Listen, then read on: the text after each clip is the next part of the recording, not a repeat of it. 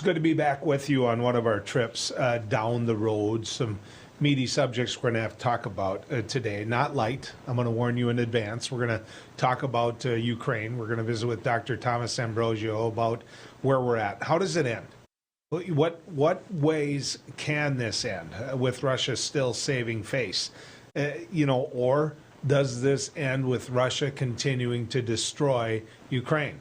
I want to talk to him about that. I want to talk to him about some of what the attitude is from both sides when it comes to leadership. Of course, we all know what's happening across our nation. We can talk about a shooting. I get that. The one that everyone's focused on is when you kill fourth graders, you're going to get people's attention. You're going to. And it's going to cause the nation to mourn and the nation to look and say, what? What happened? But that being said, there's been mass shootings all over the place. There's been 20 some mass shootings just since Uvalde, Texas. So think about that.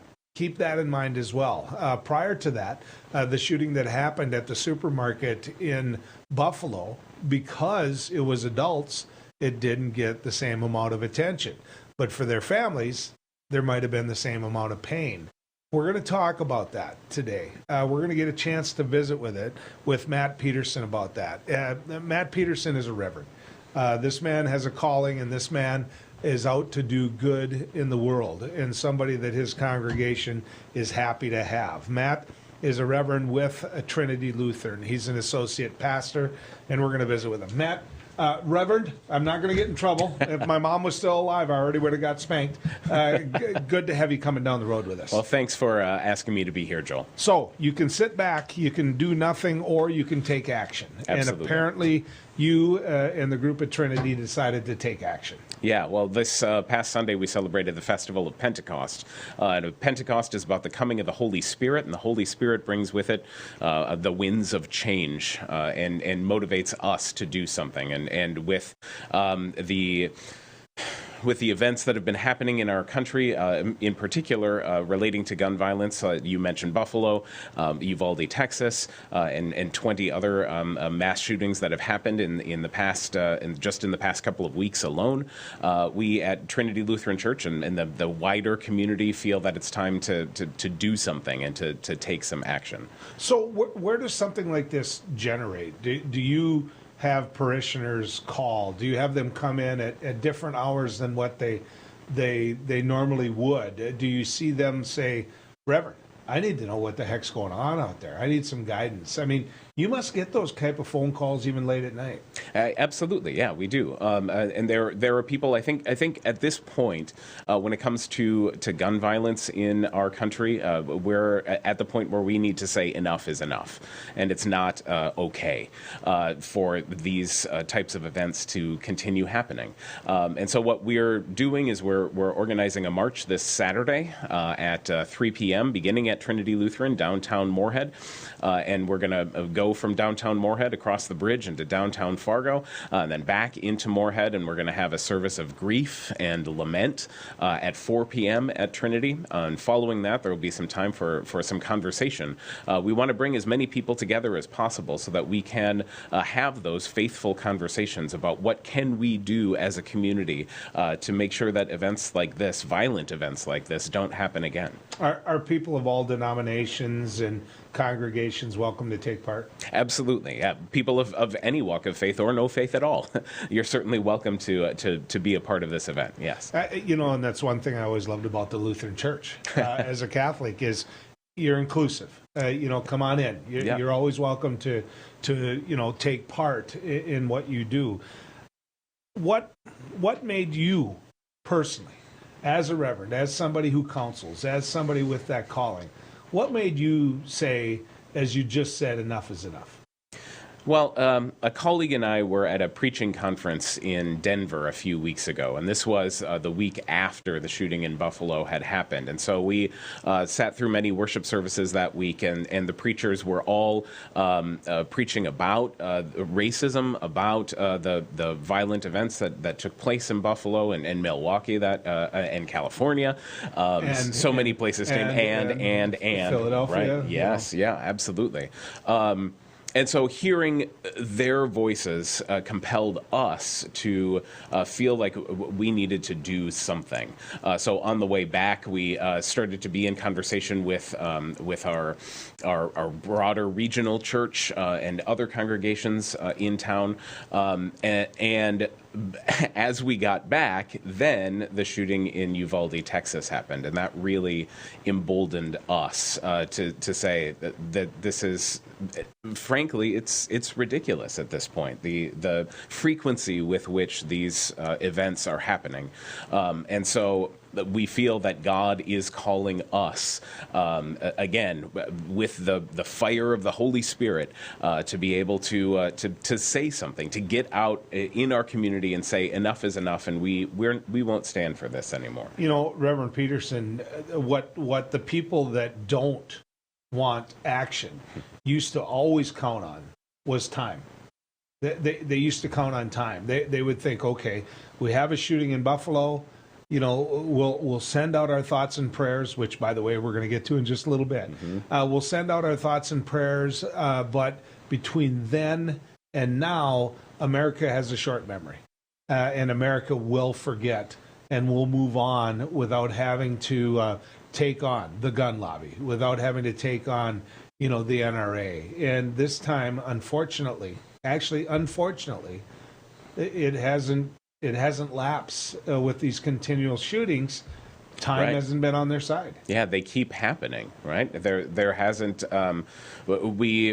Like I say, we barely began to process that conversation about what happened in Buffalo when Uvalde, Texas happened. I mean, it just keeps happening, and we're at the point where we're saying this has got to stop.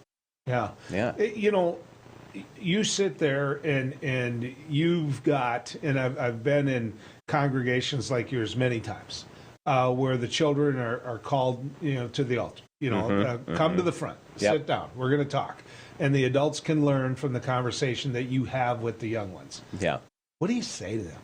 What do you say to a fourth grader in your congregation who comes forward and asks you the tough questions that any fourth grader today, because they can't avoid it.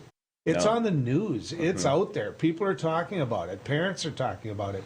What do you say to that fourth grader who looks at you and believes that he's got a target on his back? Yeah. And unfortunately, in our communities, in our schools, these events are part of the daily life of these children, right? Our elementary schools regularly do lockdown drills. And growing up, that was something that would have been completely foreign to me. But our fourth graders, our second graders, our kindergarteners, they're all experiencing this as a reality. I have a 13-year-old daughter, and even here in Fargo, when we had a few weeks ago the shooting at the Mexican restaurant, she was at a track meet, the all-city track meet, and they had to go into lockdown because the restaurant wasn't that far from where the track meet was taking place. So even personally, right, our children are having these experiences of what it means to have an active shooter in the community. And I think it's time for us to say that that's not right. We shouldn't have to be, subject our children to lockdown drills, I mean, that's, violence is not an answer to anything. So that said, I think our children do have experience. They know what it means, and they know what it's like out there. They do have those questions, but I think that we as adults often feel like we need to protect our children, but our children are wiser and more experienced than we give them credit for sometimes. Yeah, I don't think there's any question about that, and they're certainly more informed. Yes, indeed. Than what we give them credit for. From the perspective of a teacher now, because they're in your congregation as well. They signed up. They had a calling, just like you did. They wanted to educate. They sure didn't do it for the money.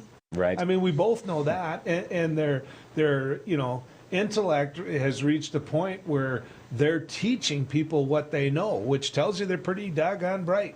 and they could make more money somewhere else. And yet now, aside from everything else they have to deal with as a teacher, they have to worry about somebody coming through that door and shooting these young ones that they love. And so, what do you say to that teacher? Yeah, I mean, I think we all have fears in the back of our minds, yeah, what do we say, right? I mean, it's time for us to say something. I think it's time for us to say that we need to let our educators educate. We need to let our kids be kids, and it's time for us to stop living in the fear of violence. And so, in order to make that happen, we need to come together and stand up and say that we've had enough, right? Yeah. You mentioned when you were a child, you never thought we'd be sitting here having a teacher have a conversation about a drill if the classroom is under attack, right, by an armed intruder. That being said, both, and I'm older than you, I get that, but I grew up in an era where in the back of the pickup there was a shotgun, and we hunted on our way there, and we hunted on our way home, and it was in the school parking lot, and it wasn't just in my rig, and so it begs this question, which is, what's changed? Yeah, what's changed? Because when I went to school, this wasn't happening. Right. I mean, what's happened in our society? Yeah, that's a great question, and it's hard to put a finger on what is it that has allowed our society to have these events take place. Is it our culture and the movies that we watch and the television shows that we watch and the glorification of violence? Is it the way that the news media covers it? I don't know. I don't know that it is or that it isn't. Is it the need for better mental health in our society, right? Mental health treatments and addressing the issues of mental health. I think it's got to be a combination of all of those things put together. But whatever the cause, I think we as a society, as communities, need to come together and say that something has got to change. Yeah. Well, you stayed in the rig, and it's good to have you still going down the road with us. Nobody wants to talk about the subject that we're talking about right now, but the reason that we have Reverend Peterson on is because of the fact that they're doing something about it. If you are a person of faith, and even if you're not a person of faith, they're putting people in the same place to march to try to send a signal about this violence, this gun violence. I hung on to him. We're going to visit with him a little bit more. Reverend Peterson, I want to talk to you. We talked about what you say to those kids in the front of the congregation, and what they show you in their eyes. Do you see fear? Do you see the type of thing where kids look confused? I mean, what do you see in their eyes? I mean, this is what you're trained to know. Yeah, I think when we do children's sermons and bring the kids up in front of the congregation, even when we talk about hard subjects, and we don't shy away from them with our young ones at Trinity and in other congregations as well.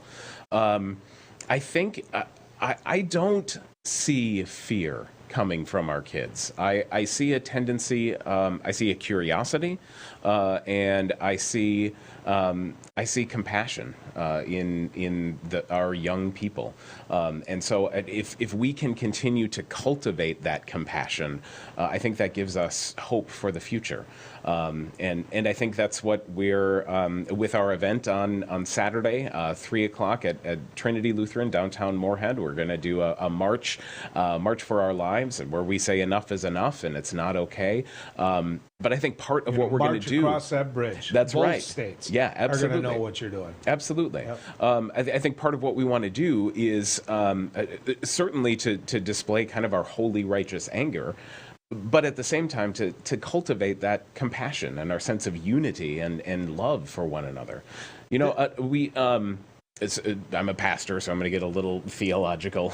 We want you to. Yeah, we talked a little bit for that guidance about Pentecost and the Holy Spirit. The gospel reading for the week before, Jesus is praying for his disciples on the last night before he is crucified in John 17, and he prays that we may be one. Right, that we may be united. And he talks about how he and the Father are united, that he wants he and his disciples to be united, and that they may be one. If we are united, then these shootings that happened in Buffalo, in California, in Texas, they didn't happen to just those people. They happened to us, right? But it also means that if we are one, then we're also the cause of these problems. We're the cause of these shootings. We've allowed these things to happen. And so how can we then be united and be one to be the solution to the problem? I'm a firm believer that the polls are right. I think for the most part, polls have proven themselves to be right. And over 70% of Americans want action. Yeah. They want something done. For that 30%, they're going to be there. They're always going to be there. If they come to you, not just the individuals that are fearful that say this call for action, but those individuals in your congregation that maybe feel there isn't a time for action, or the sole problem with all of this is the mental health of the individual, that's the only problem. What would you say to them? I want to invite conversation with all people, right? With 70% who want to feel that there's time for change, and with the 30% who may be on the fence or maybe feel like that guns are not the issue, or that there are different issues at stake. I want all of that 100% to feel welcome to be part of the conversation. I think that's important for us. So. And the reason that I ask that question is to lead into this. Yeah. The action. Mm-hmm. The action. I'm a firm believer, and I won't get you in trouble, that prayer goes beyond, the insurance you can buy by saying I prayed. Mm-hmm. And what I've found in my beliefs is that I pray more to be thankful than for want. Mm-hmm. That's how I pray. I pray more to say thanks. You put me in a position where I can do something. Yeah. I'm going to go out and I'm going to try to do something. You put me in a position where this is my teaching. I mean, this is what I was taught growing up. Get off your duff and do something about it. So when somebody says to you that these individuals are in their thoughts and prayers and then doesn't follow up with action, what do you say to them? Yeah, I think, like you've articulated, Joel, that prayer is a two-way street for us, right? Oftentimes, when we say that something is in our thoughts and prayers, it's like we're giving it up to God and letting God take care of the problem. But if prayer is a conversation and is a two-way street, then we have to, in prayer, listen to what God is calling us to do. And oftentimes that is a call for action, right? Sometimes God does change the situation, but sometimes God changes us or compels us into action. And I think through our prayers over these last couple of weeks, over these months, that's really what has put us at this point to say enough is enough. So, and I don't believe that anyone should, it's your job to facilitate, to mediate. It's my job as a talk show host to make people think in terms of where the action is, and to not be afraid to give my opinion on where the action is. And I've done that. Yeah. I wrote a blog that states what I would do. And there's certain things in there. We don't spend money on mental health in this country. Right. We have no business. These are my opinions, not yours. I'm not going to put you in a box there. We have no business allowing 18-year-olds to go and buy guns. We don't. And the people that make the argument about the military trains these young 18-year-olds how to use a gun, how to respect a gun. That's a whole lot different than somebody being mad and walking into a gun store. I believe that people show who they are on social media. I do. They show who they like. They show what they do. In my job as a talk show host, I see it all the time, where they'll sit there and they'll say, "Nope, I don't believe that." You go back and read. They believe it.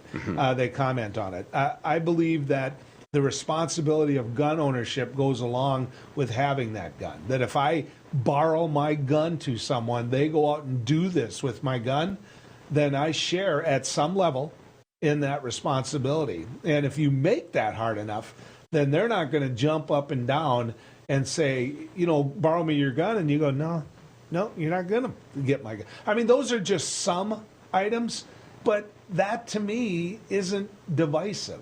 That to me is worthy of a conversation, Reverend. Absolutely, and I think those points you make, Joel, make a lot of sense. And I would invite other people into that conversation. Even on Saturday, right? Yeah. When we get together to do this march at 3 o'clock, and as we're marching, those conversations about what are the things that we can do, we can have those conversations.